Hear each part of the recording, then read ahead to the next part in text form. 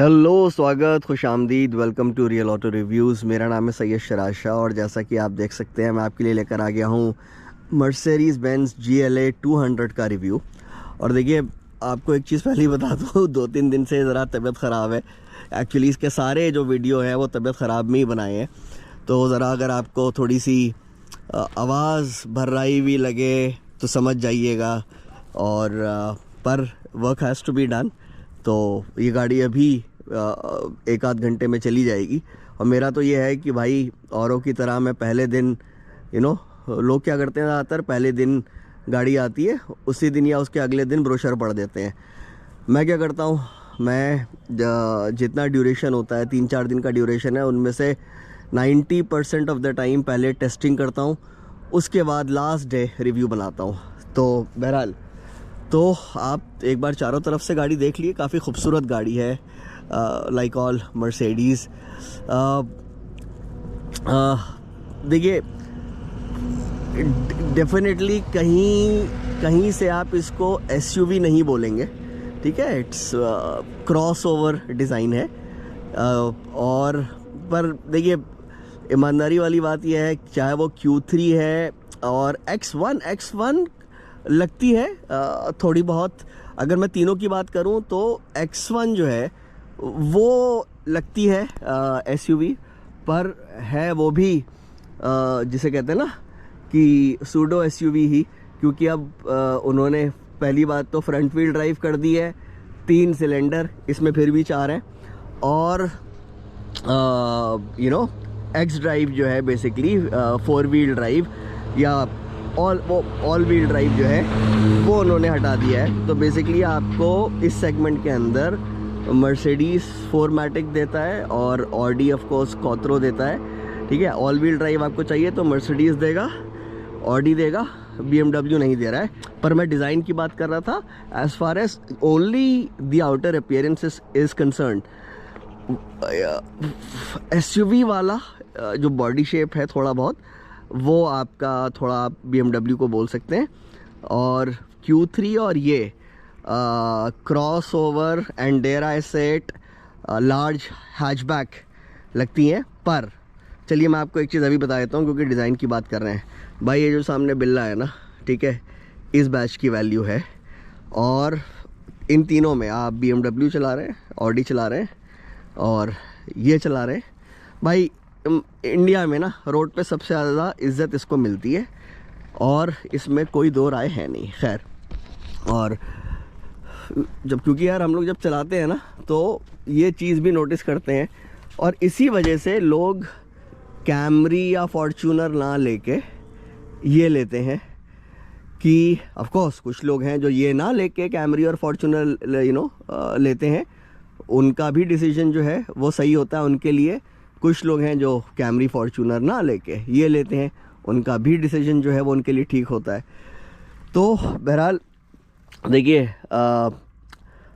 जो loading shelf है वो बिल्कुल it sits flush with the loading lip. तो आपको इसमें भारी सामान रखने में और ख़ास तौर से भारी सामान उतारने में आपको आसानी रहेगी। कुछ लोडिंग एरिया होते हैं ना, डीप होते हैं, उसमें आपको ऐसे उठाने में आपको हर्निया हो सकता है, ठीक है। और फटाफट आपको पिछली सीट पे बैठ के 1-2 बातें बता देता हूँ। सरप्राइजिंगली, ठीक है भाई, अच्छी खासी जगह है पीछे यार। मुझे लग रहा था यार एंट्री लेवल मर्सिडीज़ है तो जगह पिछली सीट पे कम होगी और इतनी ज़्यादा कंफर्टेबल नहीं होंगी सीट्स। पर ईमानदारी वाली बात यह है कि देखिए, अभी तो खैर मैंने अपने ड्राइविंग अपनी हाइट के हिसाब से, अपनी प्रेफरेंस के हिसाब से कर रखी है, तो मेरे पास तो एकर्स वाली जगह है। फिर भी एक 6 फीट वाला बंदा भी होगा ना तो वो यहाँ तक लाएगा, ठीक है। आप देखिए, तो तब भी आपके पास अच्छा खासा नी रूम रहेगा। एंड सीट का आप डिज़ाइन देखिए, ठीक है, मेरे पास अंडर थाई सपोर्ट बेहतरीन है। तो यहाँ और सीट बैक भी अच्छा है, हल्का सा और थोड़ा सा रिक्लाइन होता तो मज़ा आ जाता, पर अभी भी इट्स नॉट अनकंफर्टेबल, ठीक है। आप जो है एक बार अगर नज़र मारेंगे तो मैं ये बोलूँगा कि हाँ, मतलब this is not at all an uncomfortable place to set. Under thigh support अच्छा है, ये स्पेस बहुत अच्छा है, हेडरूम की कोई कमी नहीं मिलेगी। आई थिंक 6 फीट 5'11" तक का बंदा तो आराम से बैठेगा। आई थिंक 6 फीट वाला भी बैठ ही जाएगा, कोई दिक्कत नहीं है। पीछे की बात कर रहा हूँ, आगे तो आराम से बैठ ही जाएगा। और हाँ, सीट बैक एंगल हल्का सा और मैं कह रहा हूँ आधा इंच और रिक्लाइन हो जाता तो मज़ा आ जाता। पर again at the cost of reputation, it's a comfortable place to be इन।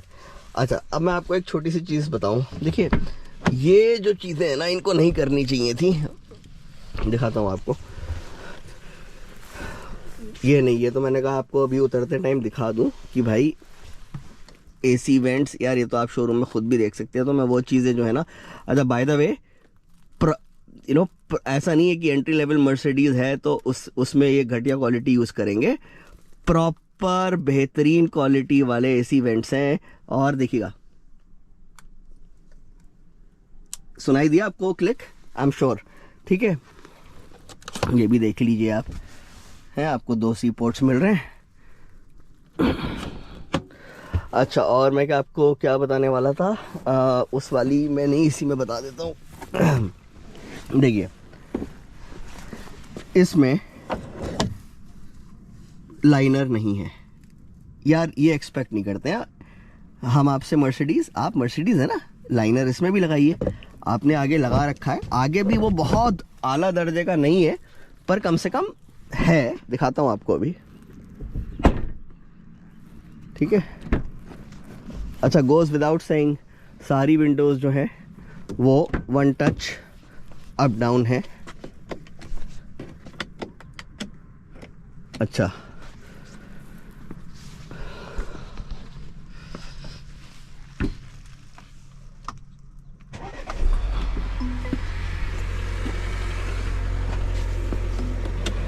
ठीक है, 1 टच अप डाउन है। ये तो आपको मर्सिडीज़ में मिलेगा ही मिलेगा। अब देखिए, लाइनर यहाँ तक नहीं है, ठीक है, ये है और वो अंदर तक है।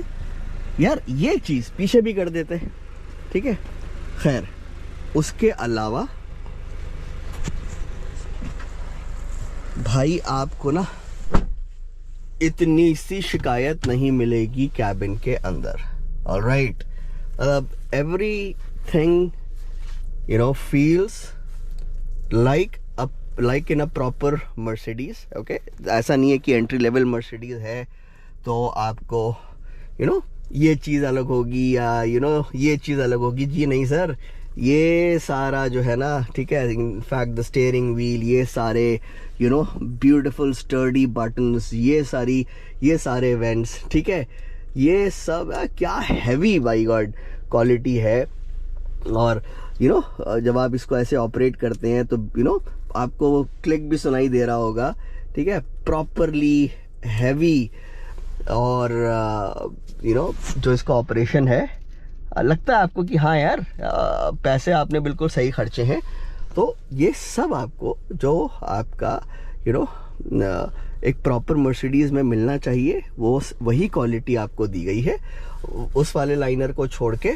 और यहाँ ऑफ कोर्स, ठीक है, ये प्रॉपरली, या इनको लाइनर लगा के देना चाहिए था, पर चलो ये है, ये इनको पीछे भी देना चाहिए था। इसके अलावा, ठीक है, it is a proper Mercedes interior, a proper Mercedes cabin, इसमें कोई दो राय नहीं है। आपका दिल खुश हो जाना है, ठीक है। अब मैं आपको जो है चला के गाड़ी के बारे में बताता हूँ बाकी चीज़ें। सनरूफ भी देख लिया आप, है ना।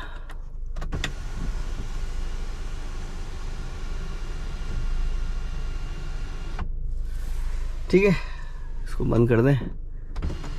अब मैं आपको, अब गाड़ी चलाते चलाते बात करेंगे।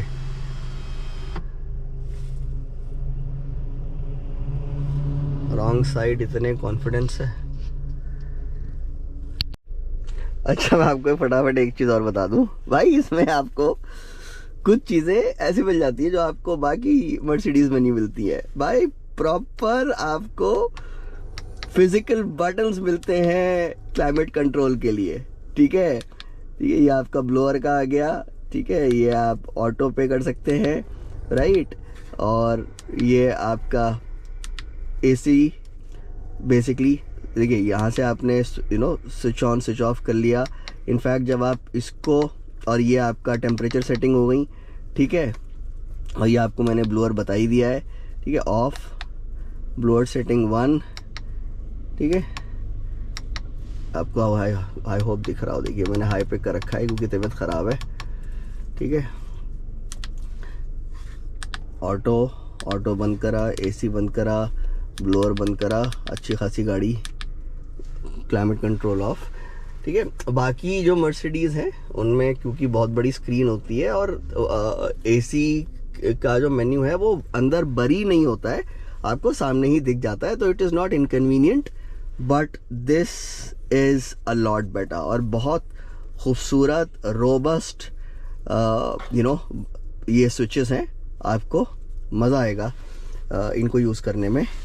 और एक और चीज़, ये आपका वॉल्यूम कंट्रोल, ठीक है। ये आपके मोड्स यहाँ से चेंज होंगे। ये ऑफ कोर्स आपका फिंगरप्रिंट स्कैनर, और ये आपका उसके लिए ये आपका यहाँ से कैमरा ऑन हो जाएगा, ठीक है। आपको चलो फटाफट, वैसे तो मैंने हेडलाइट के वीडियो में दिखाया है मैंने,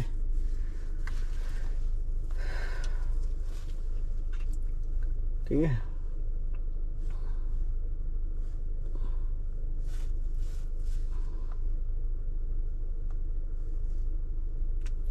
ठीक है जी, और कुछ बचा नहीं। अब चलते चलते बात करेंगे। और एक चीज़ आपको, हाँ देख लीजिए यार कि एम्बिएंट लाइटिंग तो किक-एस होती ही है मर्सिडीज़ की भाई, सब चीज़ इल्यूमिनेटेड है, सब चीज़, समझ रहे हैं आप। और आपका, चलिए अब खड़ी गाड़ी में बातें बहुत हो गई, अब चलते चलते बात करेंगे। तो साहब अब चला के बात करते हैं।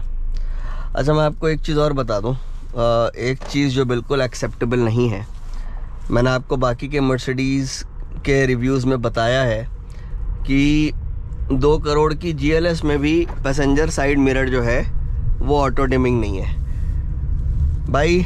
इसमें ड्राइवर साइड मिरर भी जो है वो भी ऑटो डिमिंग नहीं है। दिस इज़ नॉट एक्सेप्टेबल, ठीक है। आप मर्सिडीज़ हैं, आपको देना चाहिए, उसूलन आपको दोनों देने चाहिए, पर कम से कम यार ड्राइवर साइड तो दो।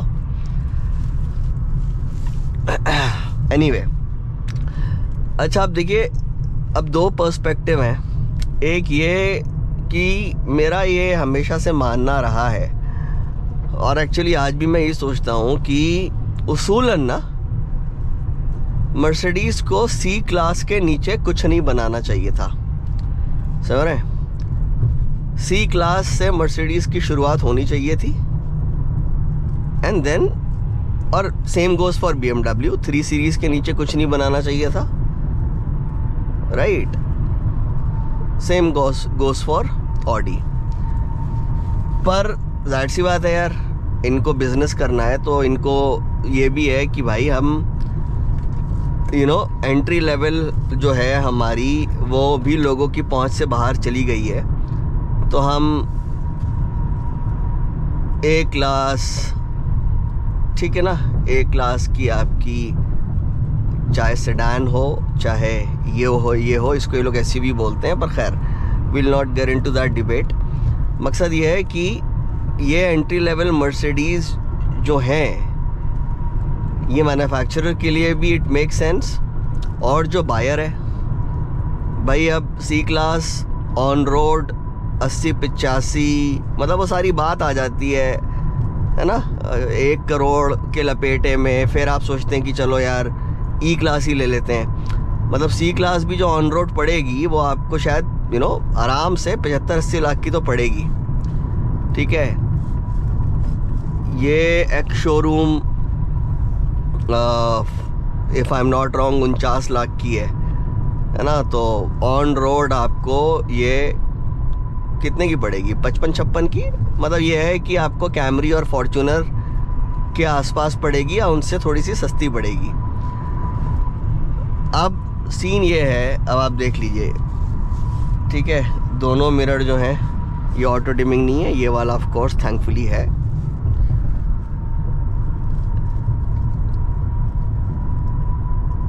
अब यहाँ पे अगर आप ये गाड़ी का सोच रहे हैं तो आप X1 भी सोच रहे होंगे। X1 पेट्रोल इंजन में आपको देखिए दोबारा बता देता हूँ, 3 सिलेंडर का इंजन है, इससे कम पावर प्रोड्यूस करता है। Q3 का जो है if I am not wrong वो 2.0 है, वो इस सेगमेंट में सबसे ज़्यादा पावरफुल है। उसके बाद ये आता है और इसके अंदर 200 के अंदर आपको 4मैटिक शायद नहीं मिलता है, आई डोंट थिंक सो कि मिलता है। 220D उसमें आपके पास ऑप्शन है 4मैटिक लेने का, बट एनीवे अभी इसकी बात करेंगे। तो देखिए आउटराइट पावर की अगर हम बात करें तो Q3 से कम है, X1 से ज़्यादा है, और एक्सेलरेशन का वीडियो अलग से डाला है, आप देख लीजिएगा। भाई मैं आपको बता रहा हूँ, आई वॉज नॉट एक्सपेक्टिंग, मतलब मुझे ऐसा लग रहा था कि ये पहली मर्सिडीज़ होगी जो मेरे को अंडर पावर्ड लगेगी।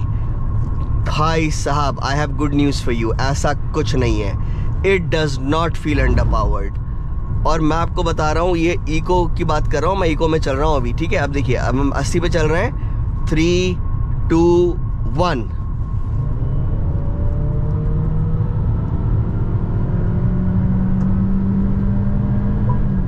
ठीक है, कंफर्ट में थोड़ा और बेहतर रिस्पांस मिलेगा, और स्पोर्ट में डाल देंगे तो और आपको अच्छा रिस्पांस मिलेगा, ठीक है।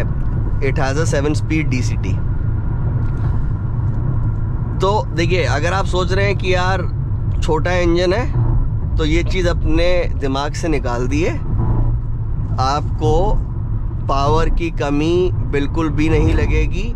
और इसका हाईवे रिव्यू वीडियो देख लीजिएगा भाई, तो उसमें मैंने 100, 110, 120, 130, 140, 150, 160 इन सारी स्पीड्स पे RPM बताया है आपको, और बताया है कि जो कैबिन का माहौल है वो कैसा रहता है। भाई आपको मोहब्बत हो जाएगी इस गाड़ी से, मैं आपको बता रहा हूँ। And I was really not expecting this. और दूसरी चीज़ क्या, इससे पहले मैंने बहुत ही प्यारी E-क्लास चलाई थी, तो मुझे ऐसा लग रहा था यार क्या मैं इसके साथ जस्टिस कर पाऊँगा नहीं कर पाऊँगा।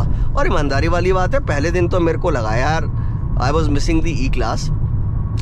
फिर थोड़ा सा टाइम लगता है आपको कैलिब्रेट करने में कि okay you know what Siraj, review it for what it is, और इस सेगमेंट में आपकी क्या एक्सपेक्टेशंस होनी चाहिए, ठीक है, उस हिसाब से आप इसको रिव्यू करिए।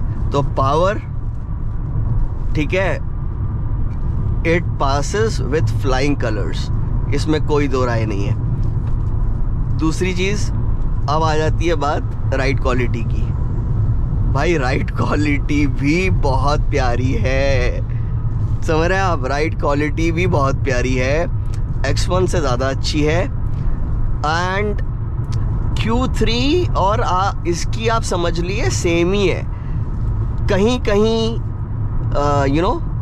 इसकी 21 हो जाएगी, कहीं कहीं उसकी 21 हो जाएगी। अब समझ लिए कि दोनों की एक जैसी है, पर मकसद ये है कि राइड क्वालिटी आपको बहुत अच्छी लगेगी।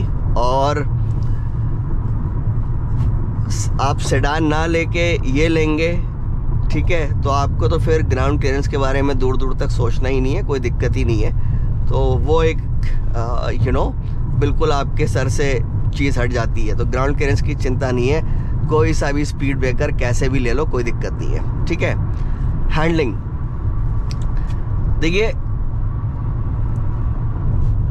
ये कोई AMG तो है नहीं, ठीक है, 1.5 करोड़ की, पर उसके बावजूद क्योंकि कॉम्पैक्ट है और चैसी बिहेवियर बहुत अमेजिंग है, तो आपको जब आप थोड़ा सा इसको स्पिरिटेडली चलाते हैं ना, मैं आपको बताऊं, कल तबीयत ख़राब हो रही थी, अभी भी है, पर कल थोड़ी ज़्यादा हो रही थी, और मैं दिल्ली से वापस आ रहा था घर ग्रेटर नोएडा, और एक्सप्रेस वे पर बस ये था मेरा कि यार मैं फटाफट पहुंच जाऊं, तो मैंने चला ही थोड़ा सा स्पीड में, और भाई साहब मैंने स्पोर्ट में डाल रखी थी, स्पोर्ट में डाल के मैंने जो भगाई है ना भाई, I was able to go for the gaps that 9 out of 10 times most others would think यार नहीं, यहाँ ये नहीं हो पाएगा। और वो गाड़ी ने मेरे को कॉन्फिडेंस दिया कि मुझे एग्जैक्टली पता था कि मैं कितना पंजा दबाऊंगा और कितनी पावर मिलेगी और कितने स्टीयरिंग इनपुट पे गाड़ी, ठीक है, कितना मुड़ेगी और चैसी जो है वो कितना साथ देगा। यानी कि छोटी सी बात, ठीक है, जैसे again not a very accurate description, पर देखिए मान लीजिए ये आया है, और तो ये करने में आपको गाड़ी बता देती है कि हाँ ये कर सकती है, ये नहीं कर सकती है। समझ रहे हैं?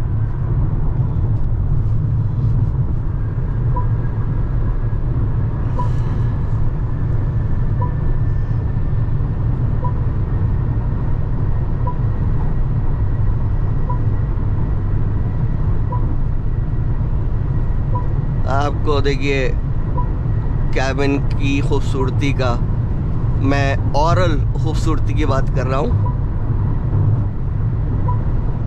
कि कितना शांत है, वो अभी अंदाज़ा हो जाएगा, पर हाईवे रिव्यू वीडियो भी देख लीजिएगा।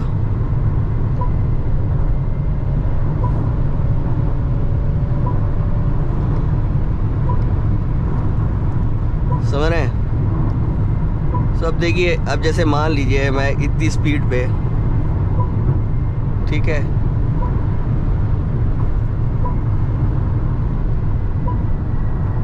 तो अब आपको अंदाज़ा हो गया होगा कि कितना प्यारा चैसी बिहेवियर है, कितने प्यारे डायनामिक्स है। तो आपको मज़ा आएगा ये गाड़ी चलाने में, और इतना स्मूथ इंजन है, इतना प्यारा इंजन है, ठीक है, कि आपका हमेशा दिल खुश करेगी ये गाड़ी। सो मकसद ये है, यस, आपको इसकी हैंडलिंग भी अच्छी लगेगी, राइड क्वालिटी भी बहुत प्यारी है, और पावर की कमी नहीं लगेगी, और most respected badge in India, ठीक है। देखिए, the world over including India, it is the most recognised badge. समझ रहे हैं? पर बाहर की कंट्रीज़ में क्या होता है, वो मर्सिडीज़, BMW, ऑडी वालों को देखते ना, तो थोड़ा सा कंटेम्पचुअस तरीके से देखते हैं। पर वो तो फिर फरारी और लैम्बोर्गिनी वालों को भी ज़्यादातर ऐसे ही देखते हैं। एनीवे, है ना, हम इंडिया की बात करें तो भाई बिल्कुल जैसा कि मैंने आपको वीडियो के ओपनिंग में बताया था, इससे ज़्यादा किसी बैच को इंडिया में रिस्पेक्ट नहीं मिलती है, इसको सबसे ज़्यादा मिलती है, ठीक है।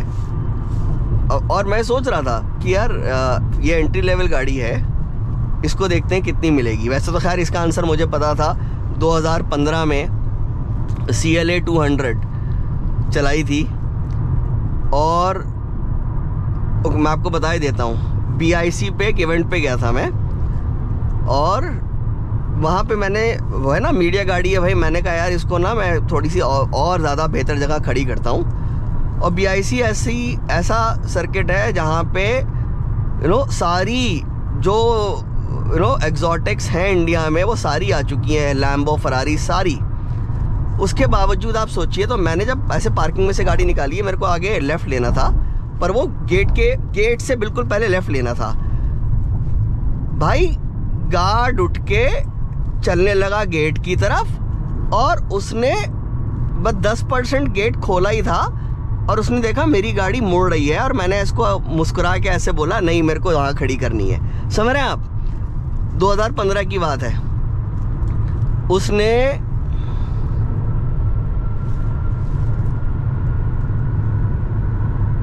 मर्सिडीज़ का बैच देखा और उसने गेट खोल दिया साहब।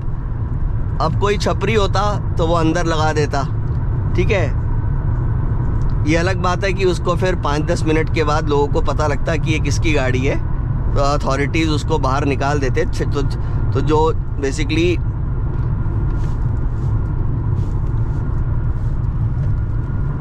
जो छपरी जर्नोज हैं, छपरी यूट्यूबर्स हैं, उनको बेइज्जत होना पड़ता।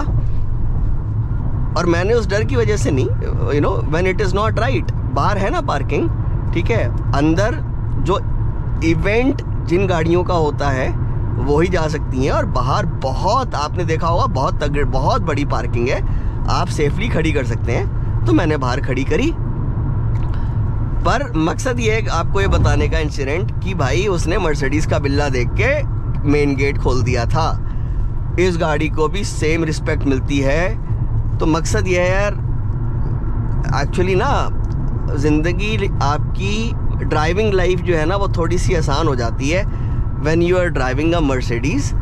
भाई अगर बाकी BMW ऑडी को देख के 10 में से 6 लोग हटते हैं, इसमें ये आप चला रहे होते हैं ना, तो 10 में से 8, 10 में से 9, कभी कभी 10 में से 10 लोग आपको रास्ता दे देते हैं। तो मकसद ये है कि yes, it is still the pick of the lot, और आप अगर ये मन बना रहे इस गाड़ी का तो डबल थम्स अप मैं आपको दूंगा। आँख बंद करके ये गाड़ी ले लिए, आपको बिल्कुल भी डिसअपॉइंटमेंट ये किसी भी एस्पेक्ट में नहीं करेगी।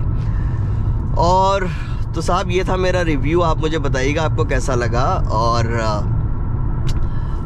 प्लीज़ कमेंट करके बताइएगा आपको रिव्यू कैसा लगा। कोई सवाल हो तो पूछ लीजिएगा। और वो आजकल हाइप चल रहा है, हाइप कर दिएगा, है ना,